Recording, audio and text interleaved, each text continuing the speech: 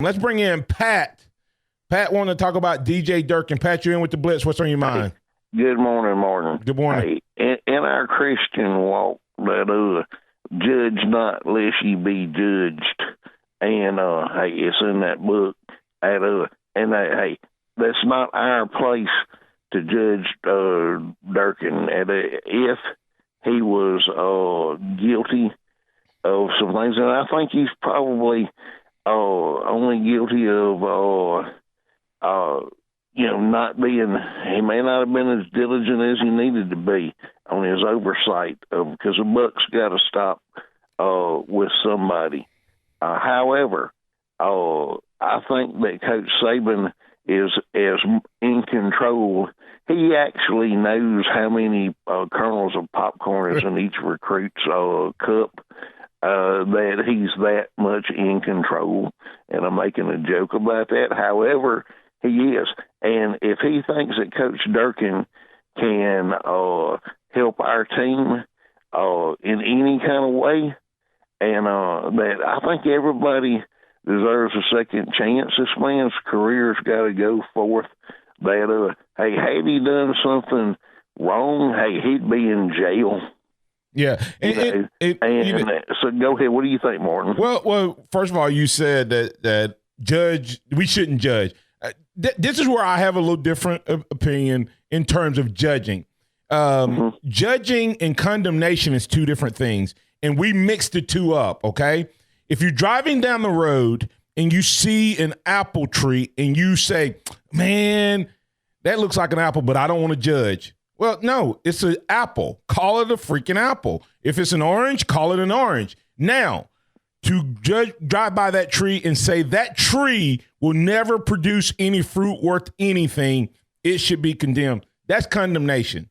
That's not judging. The Bible never says don't judge. If it's fruit, it's fruit. It says if you judge with that same measure, you're going to be judged back. But condemnation is about looking and saying there's no hope, there's no. That's what we're supposed to avoid. Okay, it says the Bible even says people will know our fruit by our love one for another. So think about that. How do they know that? They're judging our actions. So that's probably where we disagree on it. But where we totally agree is where should a guy like DJ Durkin go? Should he lose his job, his career, his livelihood, his family's future, and everything, strictly based off of what happened there? In some people's opinions, yes. And what are they doing? They're condemning him. Now, should he not be able to just go right to another job? Possibly. And that's where judgment is impacting him. You see what I'm saying? Now this guy was the head coach of an ACC Power 5 team. Now he's coming back and may be hired as a consultant or an analyst. I think there's been impact on him and his life for whether he provided the proper oversight or not. But why should his life be completely shut off and changed forever based on what happened? And some people are going to say because a young man lost his life. Well, can I say? Now, hey, here's another really good reason, and I know people are going to be upset with me for saying this. Recruiting on the East Coast. That yes, he may be poisoned. However, he has contacts beyond contacts that we do not have at this current time. Well, I actually because our coach is leaving, going to the East Coast. That's what I was going to say. That particular school. It's not that we don't have them. We're losing our Baltimore connection. And Pat, you can't be bringing up my future topics. I already have down the impact of losing Coach Loxley in recruiting because we've kind of camped out up in the Baltimore, Maryland, Virginia area and got some big time recruits. And now Loxley is going there. So you could be very well right that Saban is looking and going, okay, how do I immediately close in that gap? While also I believe he really does believe in helping young coaches. I believe he loves that part of his legacy as much as he loved the on the field legacy. I think when Nick Saban retires, Pat, I think Nick Saban wants to flip on the television and see his work still continuing. Absolutely. If he ever retires. Yeah, well, let's say we're not talking about if. Hey, but anyway, hey, that's real good preaching this morning, Martin. Right, excellent job. Hey, have a blessed day, and we're not going to have Hank on today. No, he was not able to be on. I'd reach out to him. I got you. Okay. But he'll be back with us next week, and we may try to move him up before signing day, get some thoughts on that. Okay, yeah, that's what we wanted to touch on. But however, our big dog's not signing until February. That Mr. Sopser. All right, have a blessed day, Martin Houston. Bye bye. All right, Robert Saucier commenting on the DJ Durkin thing. We'll talk about that. We'll talk about others. Wherever you want to take it. Free for all Friday right here on the Blitz. We were talking about DJ Durkin and his possibility of being hired on at Alabama. AL.com has an article out, James, that says that he's already working behind the scenes. We know what Saban has done in times past when he brought guys on to work behind the scenes. Now, I'm not a journalist, but let me correct something that AL.com says. It says this, James, and you can come in. Former Maryland head coach DJ Durkin fired in October after a lengthy investigation into the death of one of his players has resurfaced at Alabama. He was not fired after a lengthy investigation. He actually was retained and recommended not to be fired after the lengthy investigation. He was fired after an immediate outcry by a mob mentality. Reaction. Yes. He was not. Guys, you need to hear this. Now, I don't know. Everybody says it was because of money. I don't know why the board of trustees or regions, wherever they call themselves, I don't know why they made the recommendations, but he was not fired at the end of that investigation. He was not named as a person directly responsible. Now, as the head coach, is he responsible for everything that happens in his program? Yes. Get that. But was it, here's the question, James. When you look at this, did he do this intentionally? Was this part of his goal and his mission? If not, it was a mistake. Now, a mistake, you deal with the consequences of the mistake. I mean, let's just face it. If he allowed the trainers to do what they did, he allowed the strength coach to do what they did, and it leads to this, then he still has to suffer the consequences of that. As Nick Saban says, you're free to do whatever you want or allow to whatever you want, but you're not free from the consequences. Well, the consequences of it is ultimately he ended up losing his job. But should that mean he lose his career? And that's the question we're asking. So sometimes, guys, just leaving words out, he was not fired at the end of a lengthy investigation. He was recommended that he keep his job.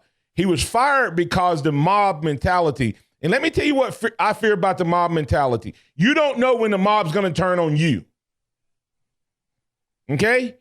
And the mob mentality has no regards for evidence, no regards for truth. They have regards for their emotion and what they're feeling. Now, sometimes those emotions and feelings are based on fact and truth, but that's not what's generated. Sometimes it's just, that's my soapbox, and if I can get enough people behind me, you're in trouble. So, is Nick Saban wrong for having him work as a consultant, or is he giving a guy an opportunity, a chance, or is he doing it just for himself? What's behind it? We don't know all of that, but I'd like to hear from you at 205-342-9904. Pat brought up the fact that, you have our guy going up to Maryland, Coach Loxley, taking Butch Jones with him as well. Butch Jones, a Tennessee coach. Butch Jones was Tennessee and Cincinnati before that, right, James?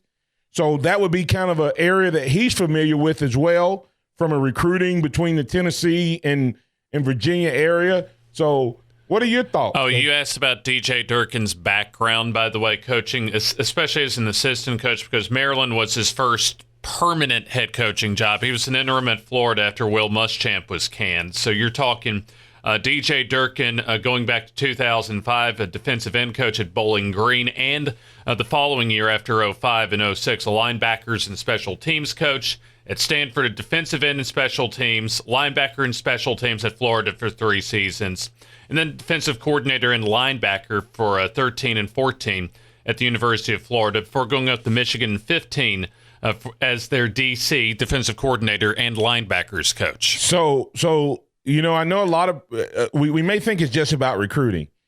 Have you heard any of the conversations about the potential of Pete Golding going to Oklahoma?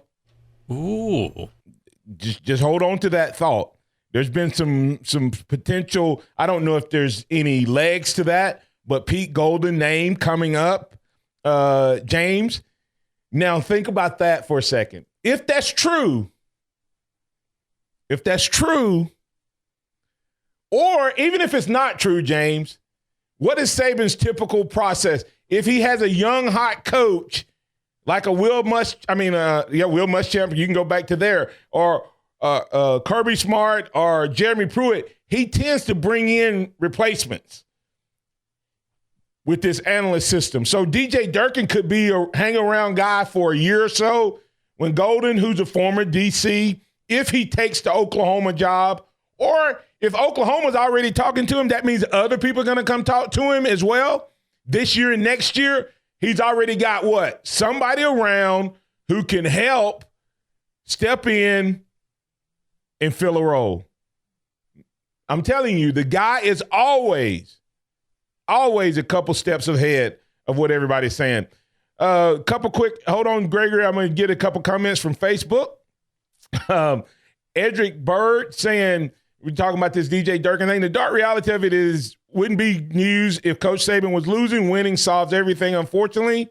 CJ Watson said to replace, I love this, James, to replace Loxley, going to have to send Robert S. a check and get him on the trail, talking about replacing Loxley, Robert from up in the Baltimore area, former Alabama player. Robert Saucier commenting on DJ Durkin. He said he wasn't even there the day, but he was ultimately responsible for the program. So I understand why he was fired at Maryland. But personally, I think the trainers are more directly responsible. I think it was a mismanagement of a situation and a very unfortunate situation. And people want to know, well, Martin, if it was your son, how would you feel about it? I would be frustrated. I'd be PO'd. I'd be mad. I would want blood. Okay? But does that mean that the guy that's the head coach or any of those people don't deserve a second chance? No. But I'm not saying the family has done anything wrong or anything like that, but I am saying that DJ Durkin is now no longer there. But that shouldn't mean that he shouldn't have an opportunity somewhere else. Now, if he got a head coach job immediately somewhere else, I may have a different opinion. So, Virgil saying, I have no problem with giving Durkin a second chance to get his reputation repaired and to get back on, and I put this in and get back on his feet. It's unfortunate what happened. Did he do it purposely? I don't think so. But if I was to have my past open up, ditto, quote, air quotes, for myself, I'm talking about me, open up for everyone to see, I'd not have any chances either. There's a reason it's called a pass. You have a chance to move forward and redeem yourself. Thank you, Jesus, for your redemptive power. Let's bring in Gregory and see what he has to say about DJ Durkin. Gregory, you're in with the Blitz. What's on your mind, man? Let me first off say, roll tide, Martin.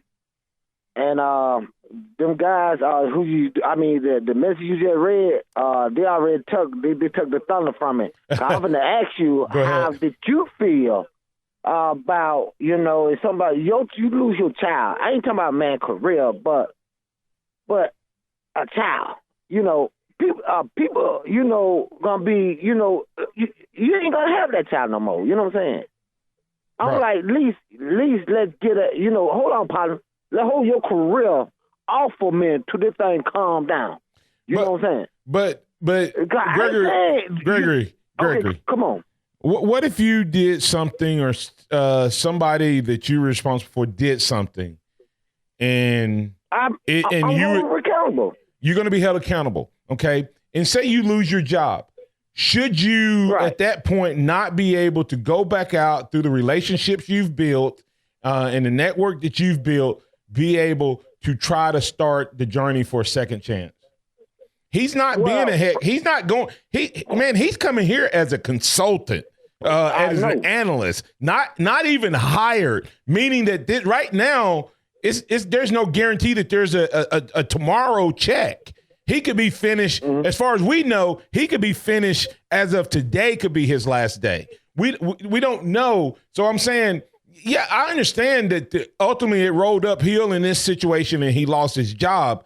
But how long should he wait before he reaches out to someone? How long should someone that likes him or knows him, should they reach out to him? What if your friend made a mistake, and you know that person, and yes, they let some things get out of hand, but you know them and you have an opportunity to help them? Would you say, I know I can help you right now, but because the mob said you should be fired, you're going to have to wait? And then how you determine how long he has to wait? Man, you just hit something real powerful to me. And I don't know why it came to Joe and his wife. Yep. And his friend, Joe and his friend. God told Joe's friend, Joe forgive y'all, that when I forgive y'all. I don't know why that came to my mind, but it just hit me like that. And what was Joe? I guess, hold up, partner. I guess, I don't know how the family feel about this situation. But I guess, though, I need to hear more, the family, really on the family. I hope the family forgive the man for he can go on with his career. Mm-hmm. But, and I hope the family gets some type of remuneration or compensation. There's no way to compensate for a life, but I hope there is something done for this family. I hope that happens, but I also hope that this young man can bounce back from this. Thanks, Greg. I appreciate your thoughts, man. Hold on, Mark. I like to give a shout out. You better hurry. Okay, here you go. What you said Monday or Tuesday about young folks taking their life, trying to take their life. It was a spirit. Yeah. I'm crying out to all the church members. Because there's a lot of things going on. With guys going with guys, women going with women. And then it's on TV. We need to parents need to come together. Okay, I ain't got the answer. I got the answer, but I ain't got time right now. All right, you can go. Mark. Hey, we're here every Monday through Friday from 6 to 7. Thanks, Gregory. Hold on, Robert. You want to come in on DJ Durkin? We'll give you that opportunity coming back on the other side of the break. Let's bring in Robert wanting to talk about DJ Durkin. Robert, you're in with the Blitz. What's on your mind? Hey, how's it going, buddy? All right, how you doing, man? You're starting to make me nervous now. Seems like when you give opinions, you're reaching into my brain and pulling out the same thoughts I'm thinking, and it's just, wait, we can't agree that much on everything. Something's wrong with that. I think, Robert, from our interaction this year, I truly believe that we just kind of look at the situation and we refuse to be put into a box. Whether it's as an African American, as an opinion maker, or as a fan, or just our moral. Don't try to make me say this is what I should think. And I think we resist that, so it forces us to look at topics from all perspectives, not just the one that we're told we should look at. I think that's probably why we have that a lot of times. Well, I think because as an engineer, I've been, trained to look at things critically and logically and facts, data, evidence, and that forces me to, I know how you feel, but what does the facts, data, and evidence show? Right. and I think that's how your mind works too. Well, you're a University of Alabama grad. Of course, that's how you think. That's right. I totally agree with you with the coaches. I do not like this way society is going. You're spot on about the mob. You're spot on, and your analysis of the judgment and condemnation. I wish all preachers would talk would explain it like that. Yeah, it's brilliant. It wasn't like how you're brilliant because you agree with me. Yes, absolutely. You're one of the smartest people I know. We agree all the time. But But you're right. I don't like this mentality, especially with athletes in particular. The media, and I speculate the media, which I call the root of all evil. No offense to you guys. No, none taken. I think they're the ones that foster this attitude that sports athletes, should be punished beyond what normal people are, what the law said.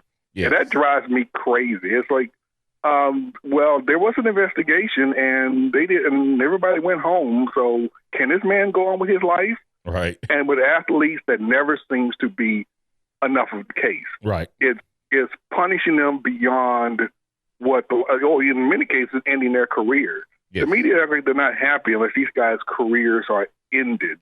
Yes.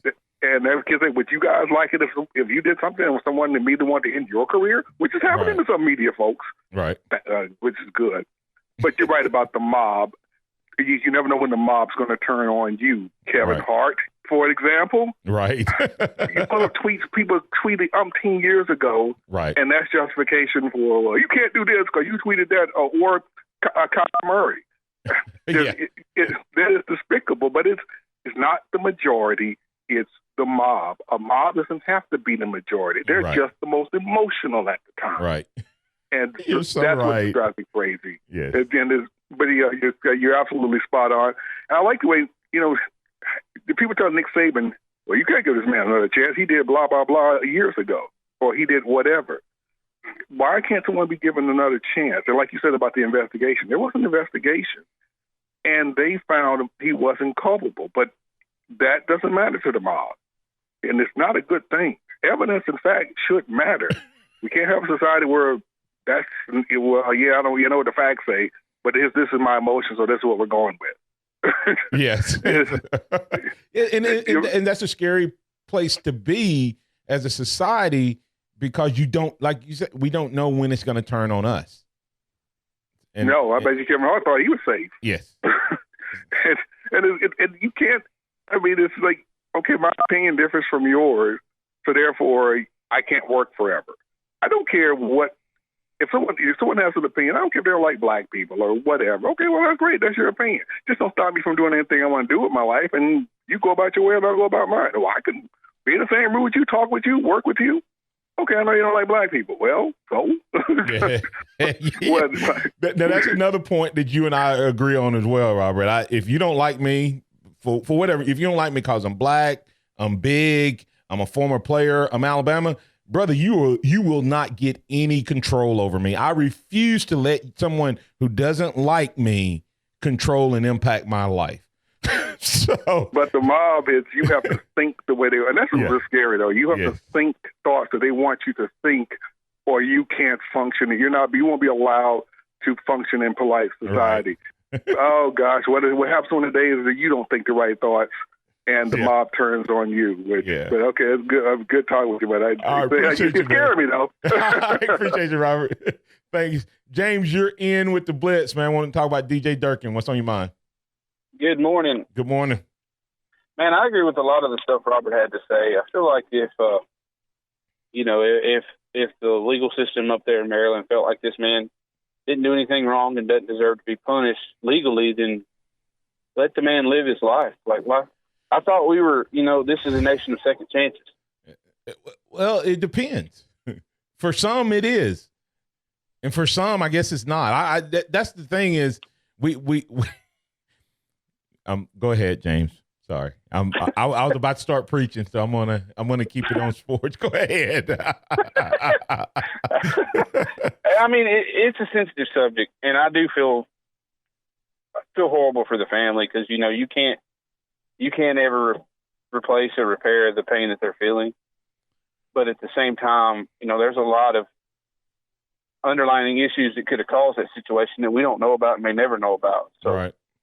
And Nick Saban has a pretty good record with these guys that he brings in, and it's almost like he can rehabilitate them and flip them and turn them into even better coaches than they were before they got there. So yeah, and he's not talking about right now. We're not talking about a guy getting a head coaching job. Now, will he be an analyst? Will he be a staffer on the field? I don't know. But right now we're talking about him. He's a consultant, and there's people who have an issue with that. I mean, I know this is a little different, but David Palmer got into trouble twice for DUI when I was playing. And Coach Stallings was in a bad position. And what do I do? He came to the players, and we said, Coach, if you don't give this guy a second chance, if you cut this off from him, we're going to read about David in a totally different environment, probably doing things that we're not going to be proud of. This is his way to change his life and his destiny. So give him a chance. And that's what he did, and it worked out. So, and I think sometimes with these coaches, we don't know what would be the result of the Lane Kiffins and Sarkisians of the world if Nick Saban hadn't taken them in. I mean, I don't know that they would have ended up doing drugs or what, but I know Sarkisian was on a track of alcoholism that could have ended his life and someone else's, and he may still be there. I don't know, but it appears that he's clean. He cleaned himself up while he was here, and hadn't heard a lot of stories, but maybe they do in Atlanta. You got anything else for me, James?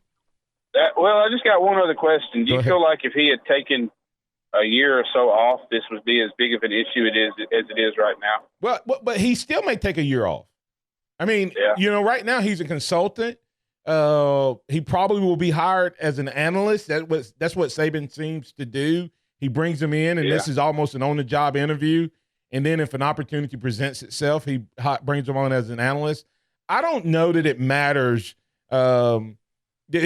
In a year, there's still going to be people who have an issue with it. So the question is, how long should he wait? And that's the answer. I don't know. I don't know the answer to how long he should wait. So. Just remember, Saban knows best. All right. Thanks. Thanks, James. All right. Bye. Let's get to Pete from Jacksonville, Florida. Pete, you're in with the Blitz. What's on your mind, man? Hey, Martin. Good morning, man. How you doing? Doing well. I just want to compliment you on your show. Thank you. Some shows will have a predetermined topic, for instance, bowl matchups, and they want to talk about this team, that team, and in this bowl, in the peanut bowl or the almond bowl, whatever. People really don't care about stuff that's not pertaining to them. You allow people to talk about what they want to talk about. You direct it. You keep it out of the ditches. You keep it between the lines. But you really do a great job of allowing the show to go where the callers want it to go. Thank you.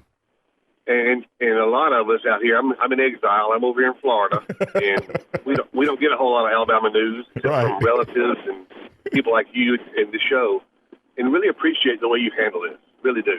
Thank you. I appreciate that. And that's that was kind of James and I. That's kind of what we want is we want to show that I think about topics, I prep, but ultimately I'm not here to talk about just what I want to talk about. I want to let me tell you why I do that, Pete. I try to picture, like right now, I try to picture that you and I are sitting in our living room having our conversation. And so if I was doing that and you brought up a different topic, what would we do? Man, we BO that, and then we'd come back to it, to something else. Right. And so I know that, and that's what I try to do with the show. So I appreciate you thanking me for that and recognizing that as well.